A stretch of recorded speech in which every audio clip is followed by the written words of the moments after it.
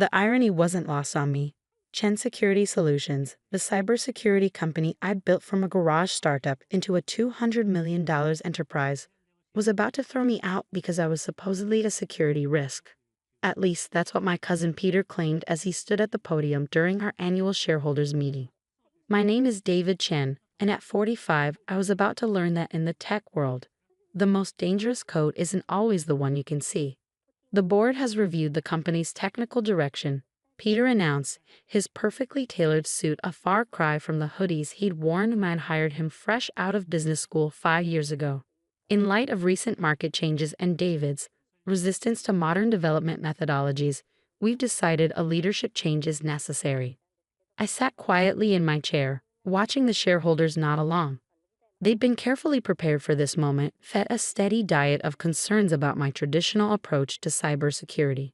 Too focused on fundamentals, they'd been told.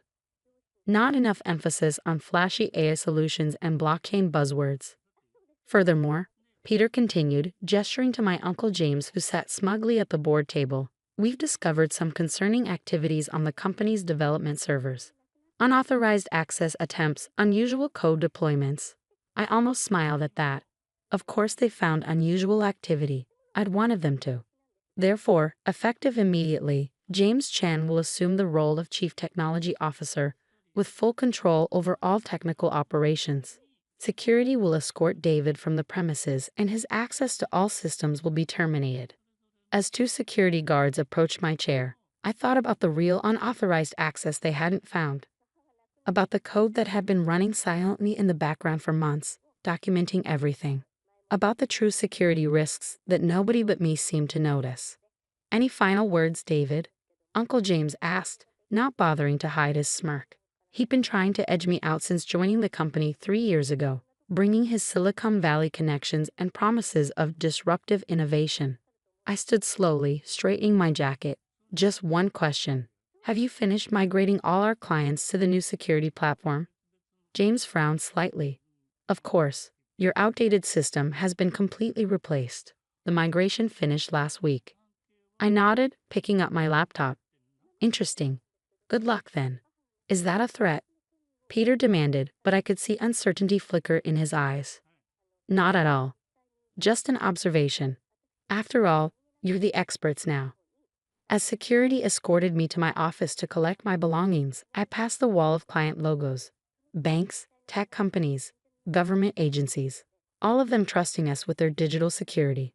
All of them now protected by James' innovative new system. My phone buzzed. A message from Emily Zhang, my former lead developer, who'd quit when James started pushing his changes. It's done. Everything's documented. They have no idea what's coming. I smiled, remembering the day 3 months ago when I first noticed the vulnerabilities in James's new platform. The backdoors that his rushed development had left open. The fundamental flaws that his AI algorithms couldn't detect. In my office, my former office, I took my time packing. Family photos, technical awards, the framed piece of paper with the first line of code I ever written. The security guards shifted uncomfortably, remembering how I'd helped them set up their home computers, taught their kids basic programming. Mr. Chen, one of them said quietly, this isn't right. The new system, it's been having issues. I know, Steve, I replied, carefully wrapping my old coffee mug. But sometimes systems need to fail before people realize what they've broken. My phone buzzed again. Sarah from our biggest client, First National Bank. David, their new security layer is throwing errors. James's team says it's normal, but I typed back a brief response. Document everything.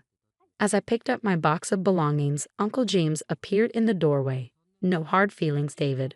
But tech is a young person's game. Your methods are just too basic. I looked at him thoughtfully. You know, James, there's something my father, your brother, taught me when he was teaching me to code. In security, the fundamentals aren't basic. They're essential. He waved his hand dismissively. Ancient history. Our new AI-driven security platform is light years ahead of your old code. We'll see, I said simply, walking past him. In the lobby, I passed the display case showing our company's achievements, industry awards, security certifications, client testimonials. Soon they'd probably be replaced with whatever buzzword-laden accolades James' new system could gather. My phone buzzed one final time, a message from my old friend at the National Cybersecurity Center. Monitoring in place. First signs of systemic vulnerabilities appearing. Timeline? I stepped into the afternoon sunlight, thinking about the code I'd hidden deep in the system. Code that would protect our clients while exposing the flaws in James' revolutionary platform.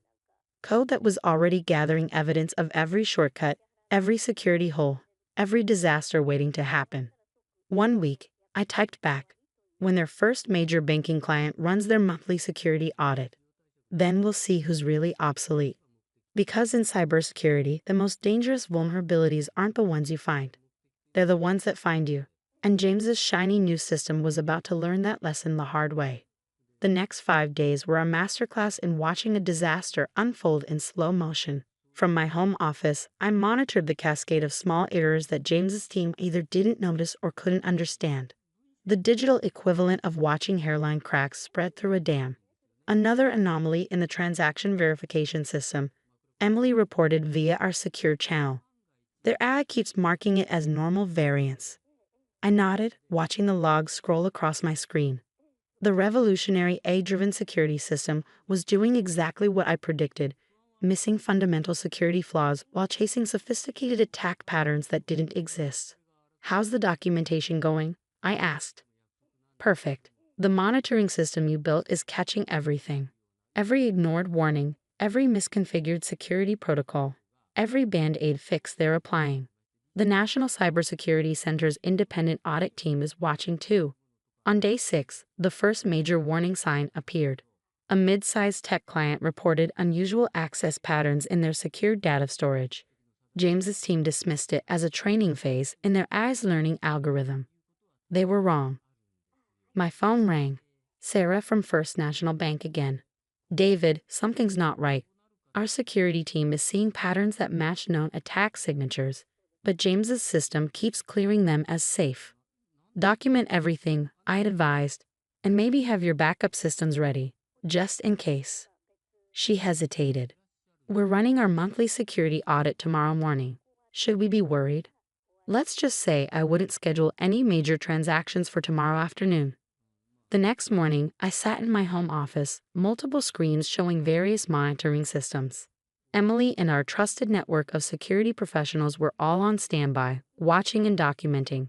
At exactly 9:00 a.m., First National Bank began their monthly security audit. It was comprehensive, designed to test every layer of their cybersecurity infrastructure that was now running entirely on James's new platform. At 9:17 a.m., the first real alarm sounded. The bank's audit tools discovered what James's AI had been missing for weeks: a massive security hole in the transaction verification system, one that could have allowed millions in fraudulent transfers to slip through undetected. But that was just the beginning. As the audit dug deeper, it found more problems. Critical security protocols had been misconfigured.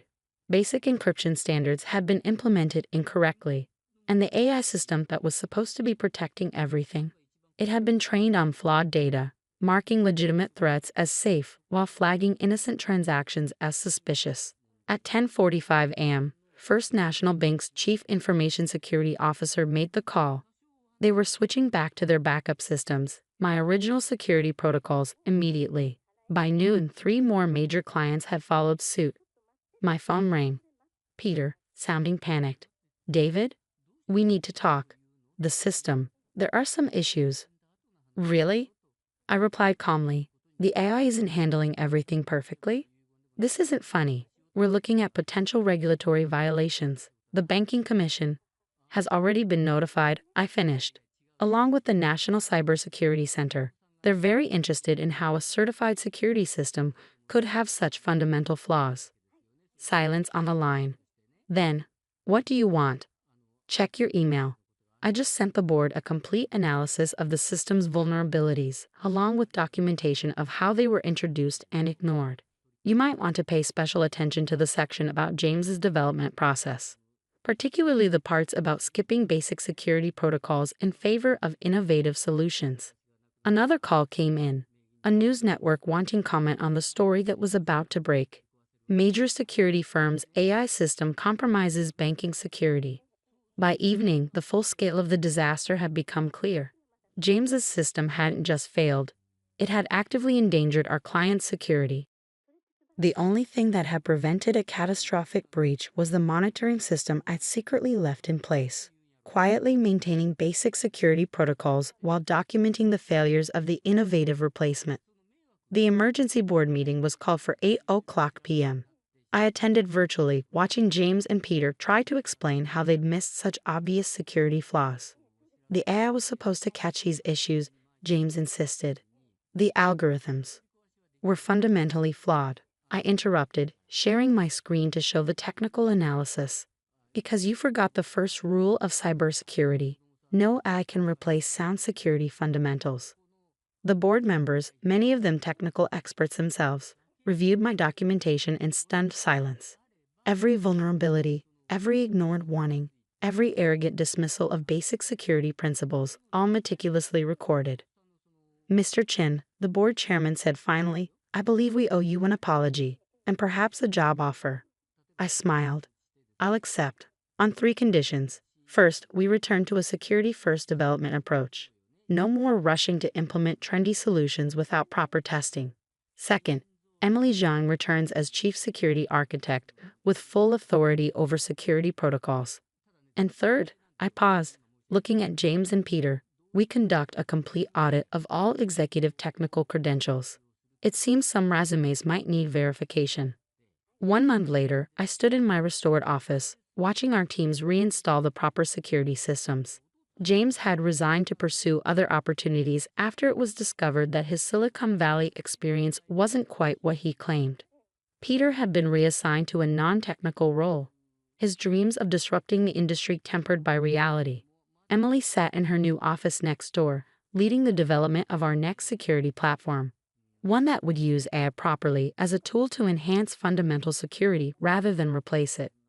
The industry had learned some valuable lessons. Articles were being written about the dangers of prioritizing innovation over security fundamentals. Regulatory bodies were developing new guidelines for AI implementation in critical security systems. And our clients, they'd stayed with us, impressed by how our original security protocols had prevented disaster. First National Bank's CEO had personally called to thank me for maintaining those hidden safeguards. Last week, I received a message from a young developer who'd worked under James. I finally understand what you were trying to teach us. Security isn't about flashy solutions. It's about getting the fundamentals right every time. I pinned the message to my wall, next to my father's old advice about basic principles. Outside my office, I could hear our teams working, properly testing each security feature before implementation. Because in the end, true innovation isn't about replacing the fundamentals. It's about building on them. And sometimes, the best way to prove that is to let the flashy shortcuts fail on their own, while keeping a very careful eye on the fallout. The marble halls of Preston Academy echoed with laughter and clinking glasses as I adjusted my plain black uniform, trying to blend in with the other catering staff. My brother Nathan's voice carried across the grand hall. The shrimp cocktail needs refilling at the VIP table. Try not to embarrass me, Jack. I suppressed a smile as I refilled the silver trays. If Nathan only knew who was really embarrassing him tonight. But that revelation would come soon enough. The Preston Academy's 10-year reunion was in full swing, a gathering of America's elite celebrating their shared history at the nation's most prestigious prep school.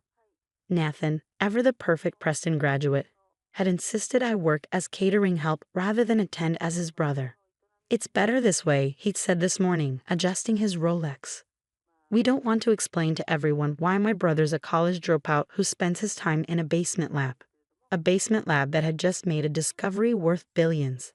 But Nathan didn't know that part yet. Jack, Nathan's sharp voice cut through my thoughts. Dr. Morrison's glass is empty. Do try to pay attention. I grabbed a bottle of champagne and headed toward the VIP table, where Dr. James Morrison, Nathan's former science teacher and now head of the prestigious Morrison Research Institute, sat with other distinguished alumni. The future of Preston, Nathan was saying, gesturing to his former classmates. Top surgeons, Wall Street executives, tech entrepreneurs. And then there's my brother, who couldn't even finish freshman year at State. The table chuckled politely as I poured their champagne. If they only knew that the paper burning a hole in my pocket would revolutionize their entire field. 3 years earlier. You're dropping out? Nathan's voice filled our parents' living room with disappointment. After everything Mom and Dad sacrificed to send you to college? I tried to explain about the research, about the breakthrough I was close to achieving in cellular regeneration. But Nathan, with his Preston education and Harvard MBA, only saw failure. This is why you should have gone to Preston, he sighed. They would have taught you persistence, discipline. Instead, you're throwing away your future on some pipe dream in a basement lab. It's not a pipe dream, I insisted. The preliminary results are promising. If I could just get funding. Funding? Nathan laughed. Who's going to fund a college dropout? Face it, Jack, you're not cut out for success like the rest of us. I left that day with nothing but my research notes and determination. While Nathan climbed the corporate ladder at his investment firm, I worked nights as a lab technician, using every spare dollar and minute to pursue my research. Present day. Speaking of research, Dr. Morrison's voice drew my attention back to the VIP table. Has anyone seen the paper making waves in cellular biology? Something about a breakthrough in regenerative medicine. My heart skipped a beat. The paper in my pocket suddenly felt heavier. Oh, some unknown researcher, Nathan dismissed with a wave. Probably nothing significant. Dr. Morrison frowned. Actually, it's being hailed as revolutionary. The author is publishing under a pseudonym, but rumor has it they've solved the telomere degradation problem that's stumped us for decades. I couldn't help myself. The researcher used a novel approach to cellular repair, I said quietly, earning sharp looks from both Nathan and the VIP guests. The help should not interrupt, Nathan hissed, but Dr. Morrison held up his hand. No, let him speak. You seem familiar with the research. Before I could respond, the doors burst open. Alexandra Chen, CEO of Chen Biotech and one of the world's leading pharmaceutical companies, strode in. She wasn't supposed to arrive for another hour. Dr. Morrison, she called out, her voice carrying across the hall. I believe we found our mystery researcher. Nathan stood smoothing his expensive suit. Ms. Chen, welcome to Preston Academy. I don't believe we were expecting you so. Where is he? She interrupted, scanning the room. Her eyes landed on me, still holding the champagne bottle in my catering uniform.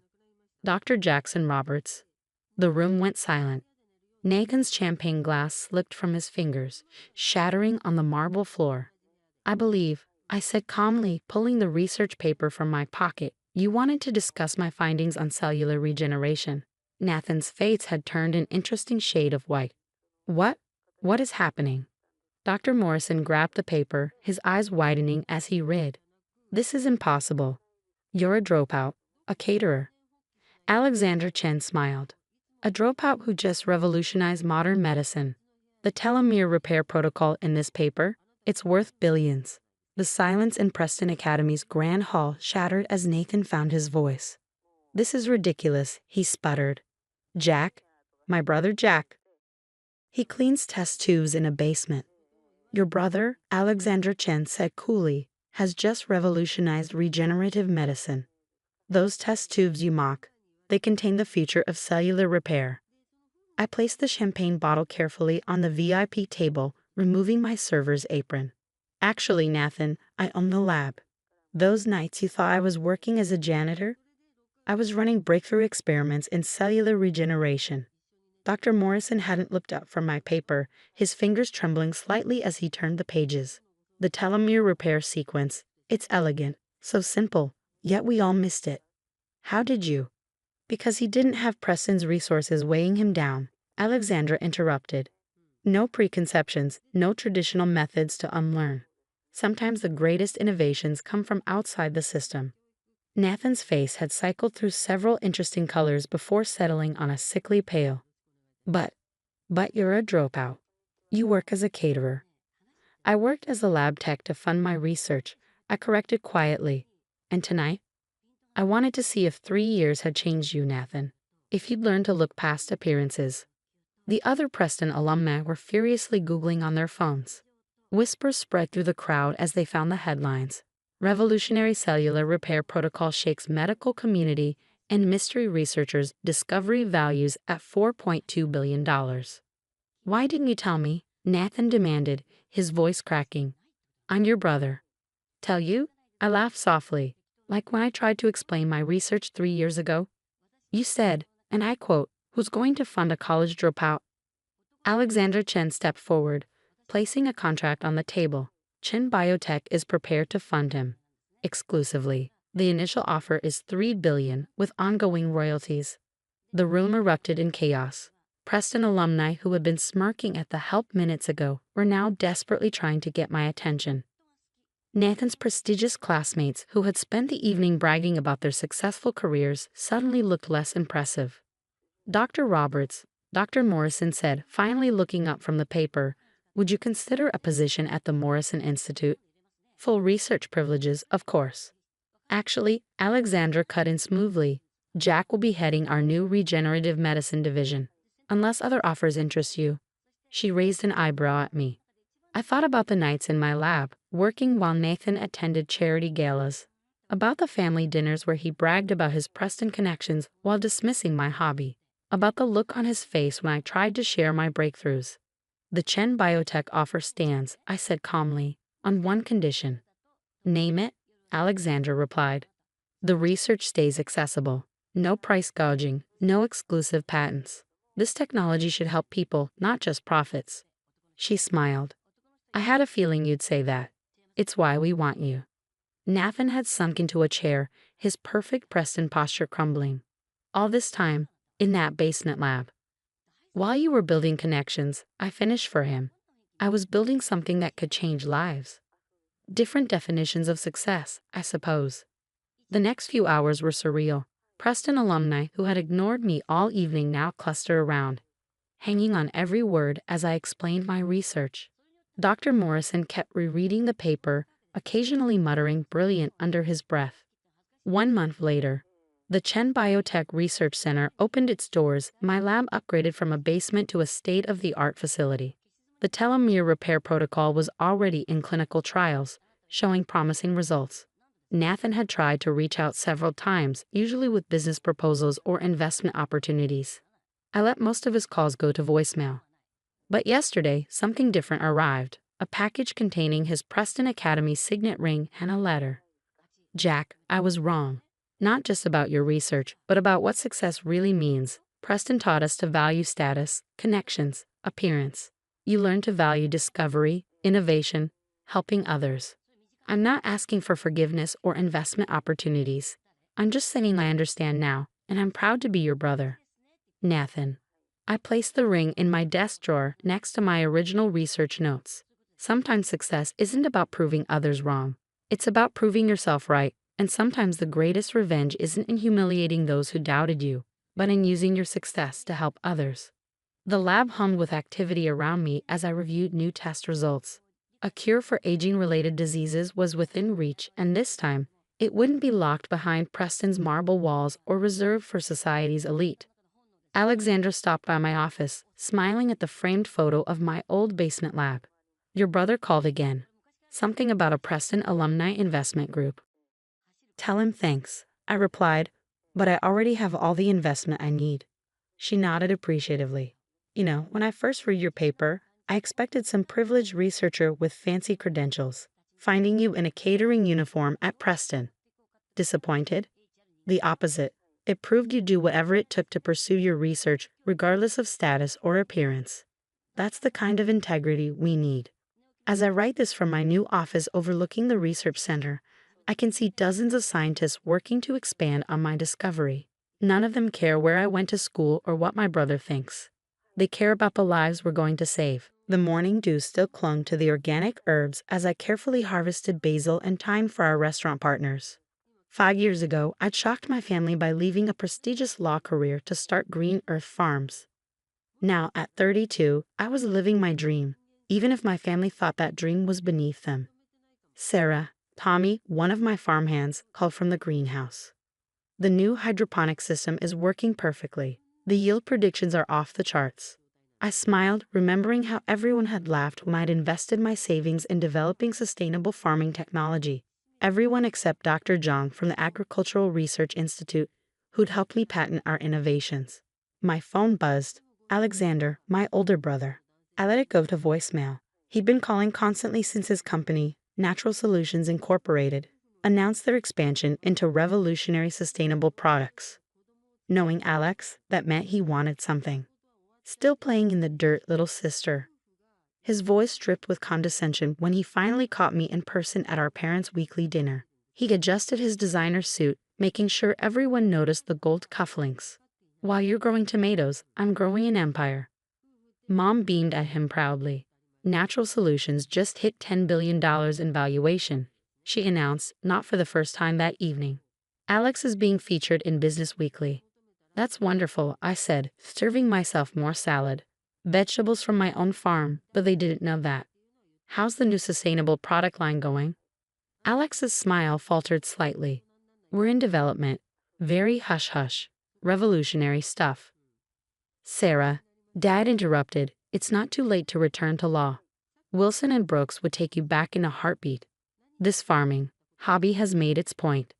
I thought about my thriving 200-acre organic farm, our groundbreaking hydroponic patents, and the waiting list of high-end restaurants begging to partner with us. But I just smiled. I'm happy where I am, Dad. Happy? Alex scoffed. You could be making millions. Instead, you're selling lettuce. If they only knew that my lettuce operation had caught the attention of major agricultural companies. Our sustainable farming patents, especially our water recycling system, were worth a fortune. But I turned down every buyout offer. Some things were more important than money. The next morning, I was checking our experimental greenhouse when Lisa, my assistant, rushed in. Sarah, you need to see this. She handed me her tablet, open to a business news site. My heart stopped as I read the headline. Natural Solutions Incorporated under investigation for greenwashing scandal. $2 billion in contracts at risk. Apparently, Alex's company had been falsifying environmental impact reports and sustainability claims. Their entire green product line was about to be exposed as a fraud. My phone rang again. Alex? This time I answered. We need to meet, he said without preamble. The board is convening an emergency session tomorrow. I need you there. Why would you need a simple farmer at your board meeting? I couldn't resist asking. Cut the crap, Sarah. We know about your patents. Natural Solutions needs your water recycling technology. It could save us. I thought about all the times he mocked my work, all the family dinners where he belittled my choices. Interesting. And if I refuse? Refuse? He laughed, but I heard the panic underneath. Don't be ridiculous. I'm offering you a chance to finally be part of something important. The family needs this. I'll think about it, I replied, ending the call. The next morning, I dressed carefully, not in the designer clothes they expected, but in my farm work shirt, clean jeans, and boots. If they wanted my help, they'd have to accept me as I was. The Natural Solutions headquarters gleamed with steel and glass, a monument to corporate excess. Security led me to the boardroom, where Alex was mid-presentation. Our new sustainability initiative will revolutionize, he trailed off as I entered. Ah, here's my sister. Sarah has some agricultural experience that might be useful. The board members looked confused. One whispered loudly, Isn't that the sister who plays farmer? Alex cleared his throat. Sarah has been experimenting with some interesting water recycling techniques. Small scale, of course, but small scale. I interrupted, stepping forward. You mean the system that's been featured in Scientific American? The patents that 3 major agricultural companies tried to buy last month. The room went silent. Alex's face reddened as I pulled out my tablet and connected it to the display screen. Let me show you what real sustainability looks like, I said, pulling up the data from our farm. While you've been faking environmental reports, we've been actually saving the planet. Sometimes the biggest victories grow from the smallest seeds. The boardroom fell silent as I pulled up our farm's data. Graphs and statistics filled the massive screen behind me, showing 5 years of revolutionary agricultural breakthroughs that Natural Solutions had dismissed as playing in the dirt. These are our water recycling results, I explained, clicking through slides. 97% efficiency, 0 chemical contamination, and completely scalable. Impossible, muttered one board member, leaning forward to study the numbers. These yields with this level of sustainability. Oh, it's very possible, I smiled. We've been doing it for 3 years. Would you like to see the independent verification from the Agricultural Research Institute? Alex shifted uncomfortably in his expensive chair. Sarah, perhaps we should discuss this privately. Why? I asked innocently. Aren't you proud of your sister's achievements? Or am I still just the family embarrassment who plays with vegetables? The CEO of Western Foods, one of Natural Solutions' biggest clients, spoke up from the video conference screen. Ms. Chen, we've been following your work at Green Earth Farms with great interest. In fact, we tried to acquire your patents last month. I remember, I nodded. I turned down your very generous offer. Alex's face turned pale. You what? How much? 300 million, the CEO supplied helpfully, for just the water recycling patent. Your sister declined, saying the technology needed to remain in responsible hands. The boardroom erupted in chaos. Board members whispered furiously among themselves, while Alex tried desperately to regain control of the meeting. The point is, he said loudly, Sarah has agreed to help us implement her systems. Actually, I interrupted, I haven't agreed to anything. You assumed I would help because we're family, the same family that mocked my work for 5 years. I clicked to the next slide, photos of our latest experimental greenhouse. While you were faking sustainability reports, we were developing real solutions. While you were chasing stock prices, we were saving endangered crop species. The technology you need, it's not just about water recycling. It's about a complete paradigm shift in how we approach agriculture. Name your price, one board member blurted out. Whatever your sister offered, we'll double it. Triple it, another added quickly. I held up my hand. This isn't about money. It's about integrity, something Natural Solutions seems to have forgotten. Picking up my tablet, I pulled up one final document, the whistleblower report that would expose the company's fraudulent environmental claims. You see, Alex didn't tell you everything. The reason he's so desperate for my technology isn't just about the contracts at risk. It's about this. The room grew deathly quiet as people read the document. Alex slumped in his chair, defeated. You knew about this, he whispered. Of course I knew. Did you think I spent all my time just playing farmer? I've been watching Natural Solutions destroy everything I've worked for. Real sustainability, real environmental protection. You've turned it into a marketing gimmick. The Western Foods CEO cleared his throat. In light of these revelations, I believe we need to reevaluate our contracts with Natural Solutions. Unless, I added, the company is willing to make real changes, starting from the top. Alex's head snapped up. What are you suggesting? A complete restructuring. New leadership. Real commitment to sustainability, not just greenwashing. And most importantly, I smiled. A partnership with Green Earth Farms where we retain control of implementation. You want to take over? Alex laughed desperately. You're just a farmer? I finished for him. Yes. A farmer who holds patents your company desperately needs. A farmer who understanding something you never did, that real success isn't about looking good on paper. It's about doing good in reality. The board members were already nodding, seeing the only way out of their crisis.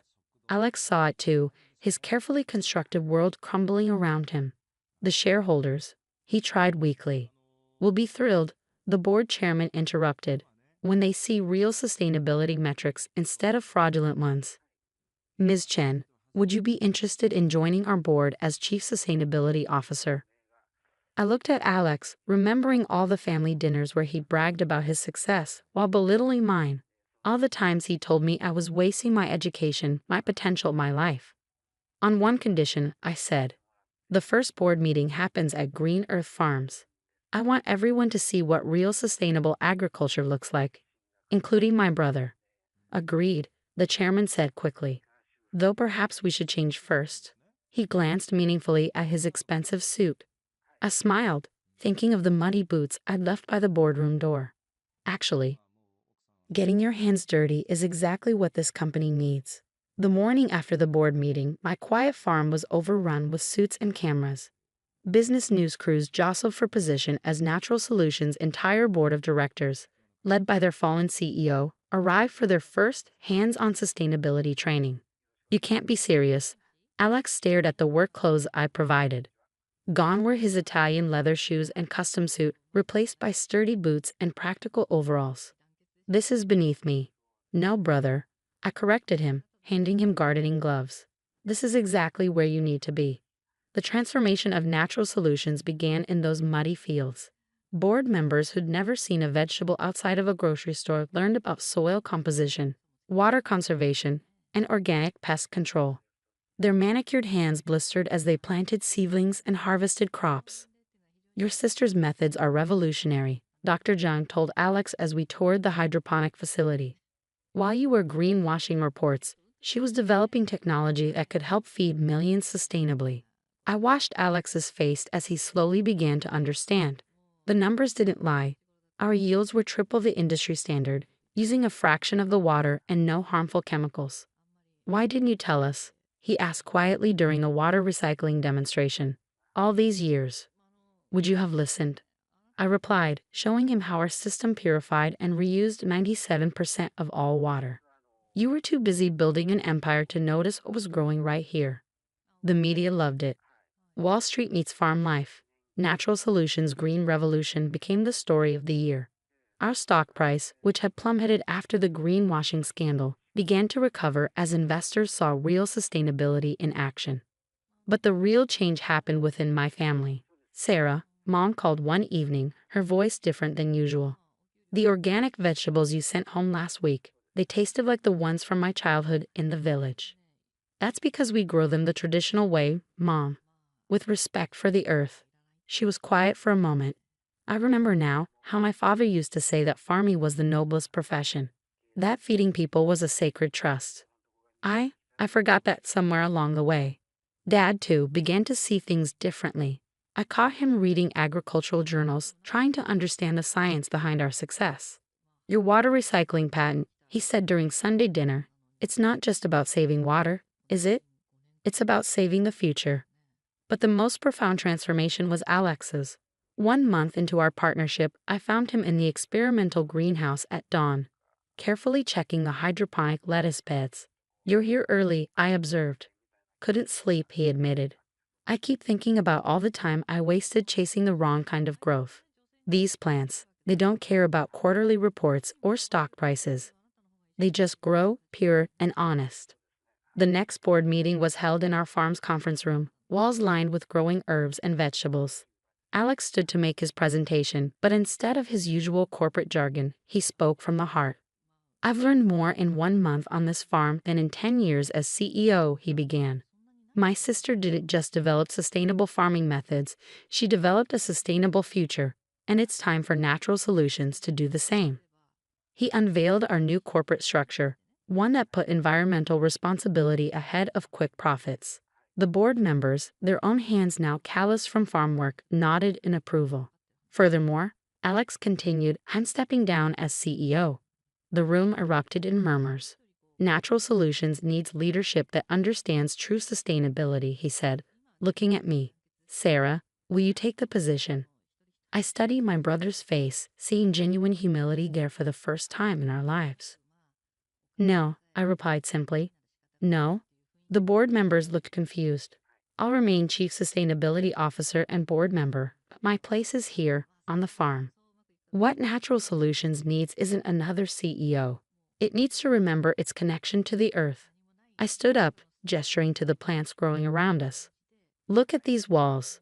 Every decision we make should be rooted in real growth, real sustainability. Alex can continue as CEO but with a new understanding, one he's earned in these fields. My brother's eyes filled with tears. I don't deserve it. This isn't about deserving, I told him. It's about growing.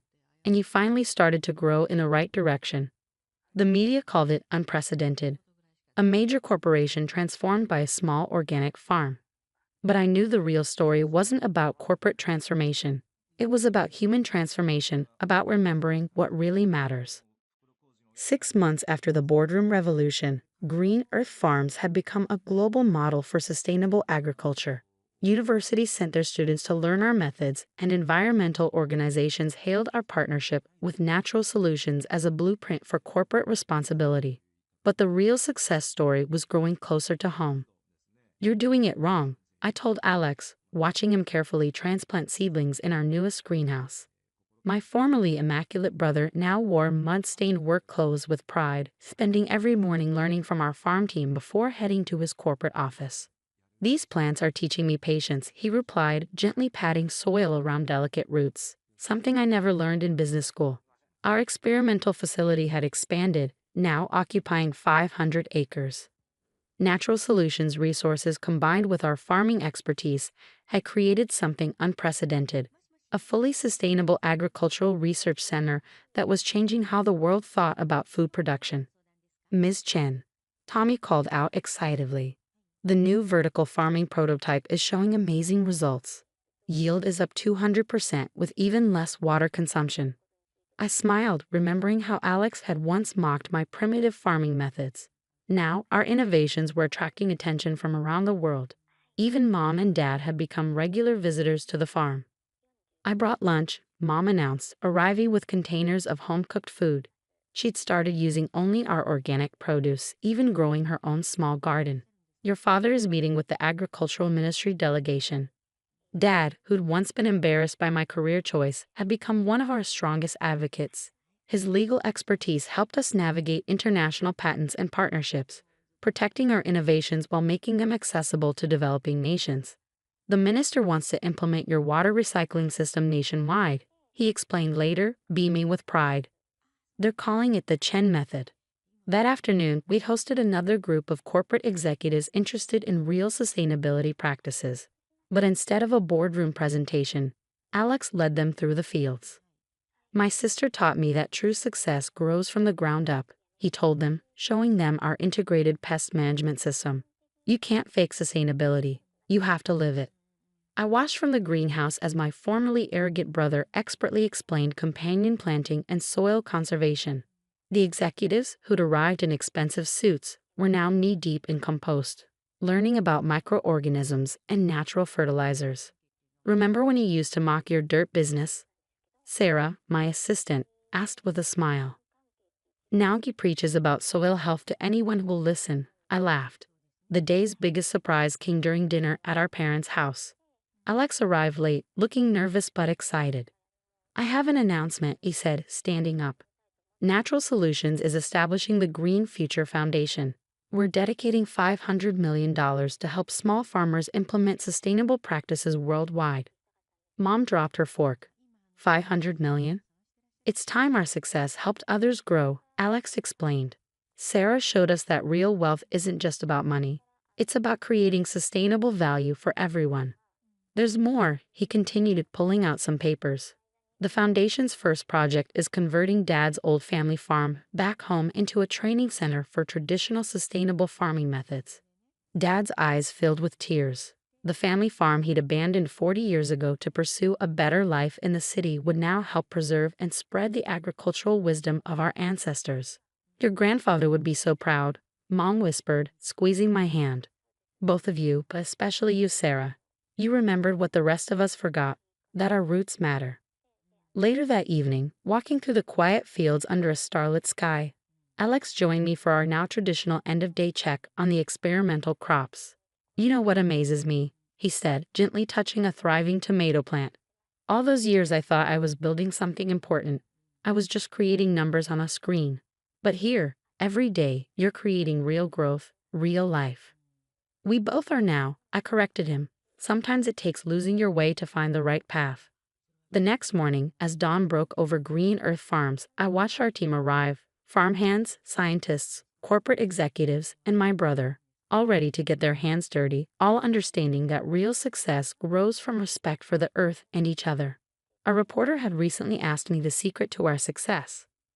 Looking out over our flourishing fields at the harmony we created between traditional wisdom and modern innovation, at my transformed family and the sustainable future we were building together, I knew the answer.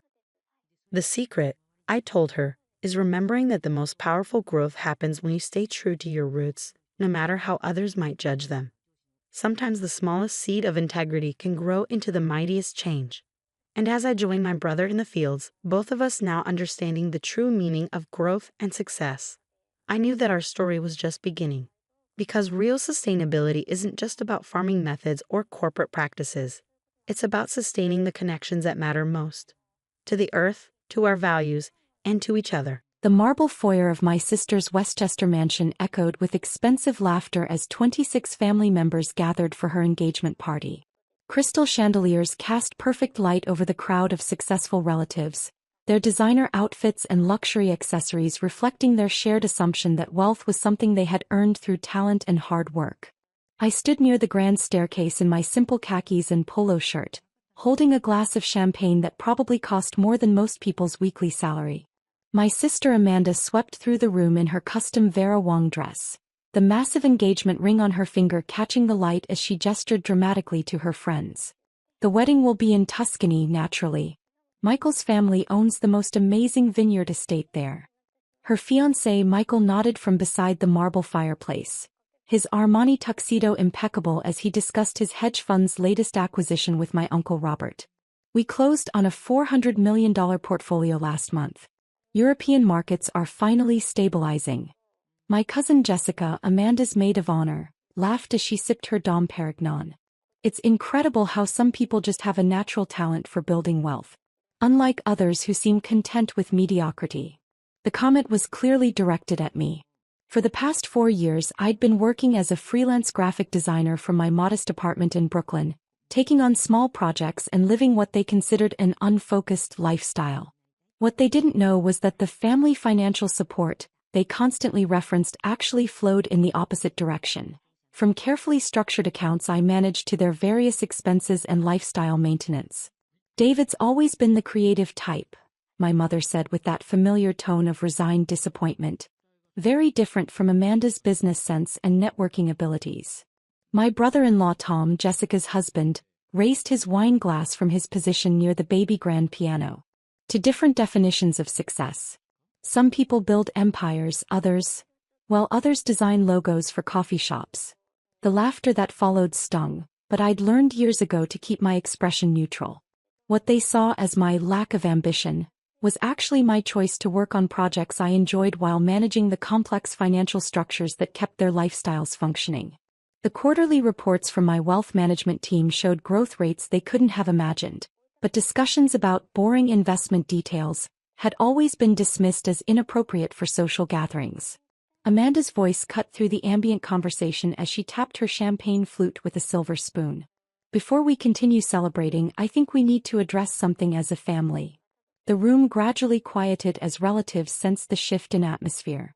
Jessica moved closer to Amanda, her face bright with anticipation of being included in family leadership. Tom positioned himself strategically near the fireplace, clearly expecting to support whatever announcement was coming. "David," Amanda called out, her voice carrying that authoritative tone she'd perfected in business school. "Come here, please."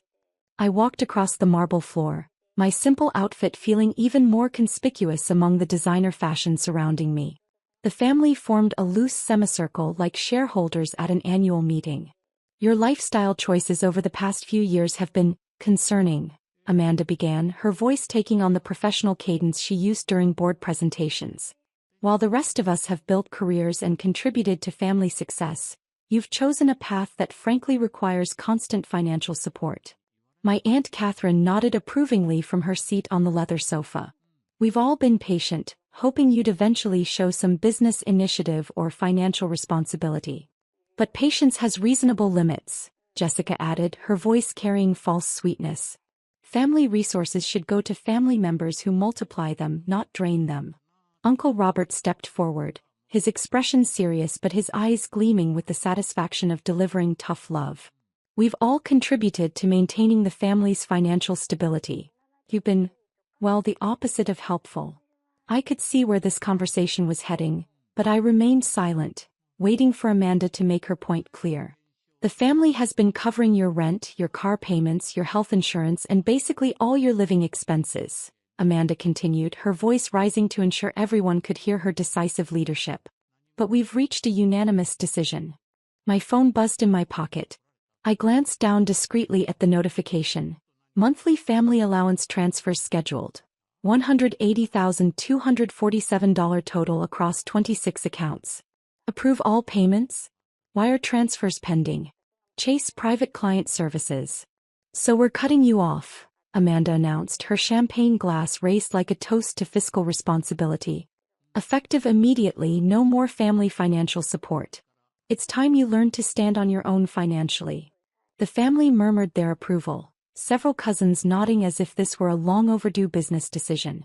Jessica smiled triumphantly, while Tom actually started a small round of applause for Amanda's decisive action. Stop depending on us financially, Amanda snapped angrily, her voice echoing off the marble walls. We're done enabling your lack of ambition. My phone chimed again with a text from my private banker. Monthly family allowances total $180,000. Approve? I looked up from my phone and simply nodded, the small gesture barely noticeable in the room full of celebrating relatives. The effect was immediate and devastating. Around the room, family members' phones began buzzing simultaneously. I watched as confident expressions shifted to confusion, then growing alarm as they read their banking notifications. Amanda's triumphant smile faltered as she stared at her phone screen. What is this? Jessica had gone completely pale, her champagne glass trembling in her hand as she scrolled through what appeared to be banking alerts. Tom was frantically tapping his phone screen, his face cycling through confusion and growing panic. Uncle Robert's voice cracked as he looked up from his device. My mortgage payment. It says it's been suspended. Mine too, Catherine whispered, her voice barely audible in the suddenly quiet mansion. My phone rang immediately, the ringtone cutting through their growing panic. The caller ID showed, Chase Private Client Wealth Management Division. Excuse me, I said quietly, answering the call. Good evening, Patricia. Mr. Williams, came the familiar voice of my wealth advisor through the speaker, her professional tone clearly audible in the silent room. I'm calling about the family allowance transfers. Several accounts are showing suspended payments. Should I reinstate the monthly distributions? The mansion had gone completely silent. Even the catered staff seemed to have stopped moving as 26 family members stared at me with growing horror. Actually, Patricia, there's been a family meeting tonight with some important decisions about financial independence. Could you explain the current account structure for everyone present? Of course, sir. You maintain individual allowance accounts for 26 family members, totaling approximately $180,000 in monthly transfers. These cover housing, vehicle payments, insurance, and lifestyle maintenance for your relatives. Amanda's engagement ring caught the light as her hand shook uncontrollably. She was staring at me like I'd suddenly grown a second head, her confident demeanor completely shattered. And what happens if I choose to modify these allowances? I asked, watching as comprehension slowly dawned on 26 faces around me. You have complete discretionary authority over all payments. You can adjust, suspend, or redirect any transfers at any time. The accounts are structured as gifts from your primary holdings, so there are no legal obligations to continue any payments. Michael, Amanda's fiancé, made a choking sound. Holdings? What holdings? My phone buzzed with another call from my investment advisor at Goldman Sachs. Mr. Williams, his voice came through clearly in the now silent room. The real estate portfolio needs quarterly review.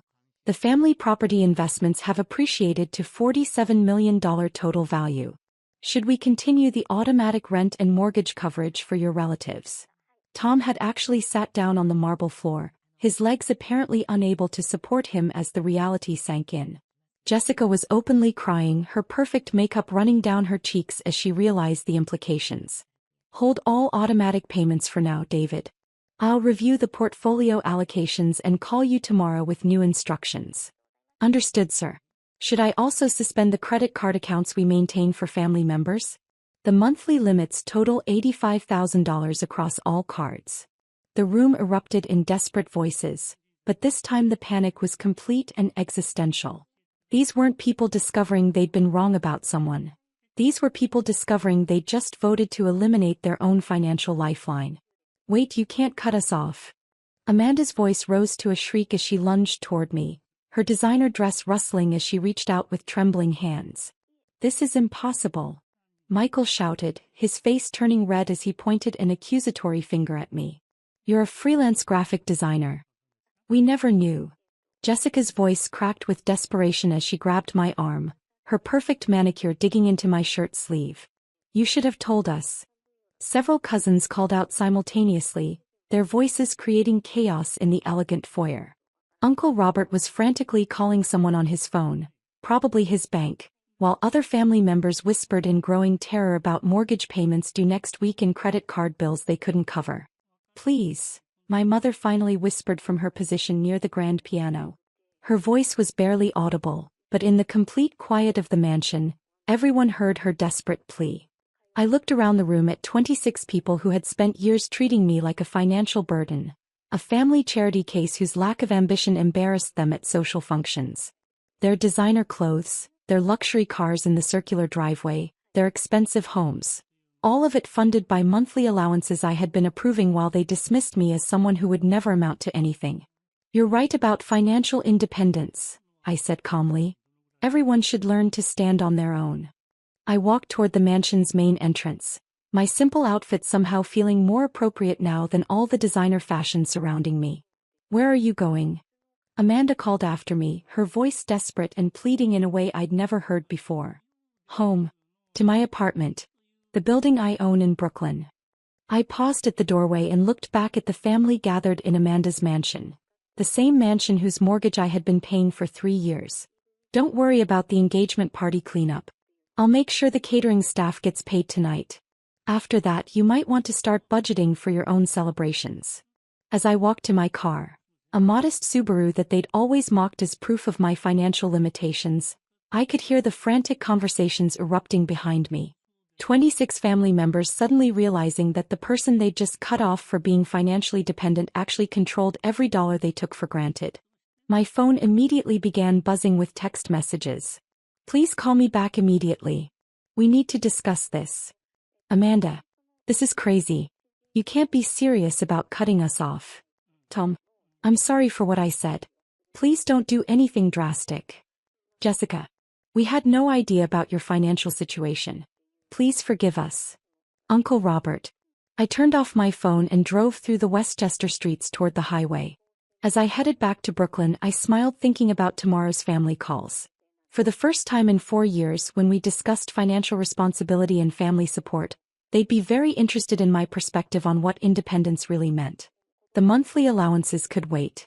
After years of funding their lifestyles while enduring their lectures about financial maturity, I had all the time in the world to decide what standing on your own actually looked like, for all of us.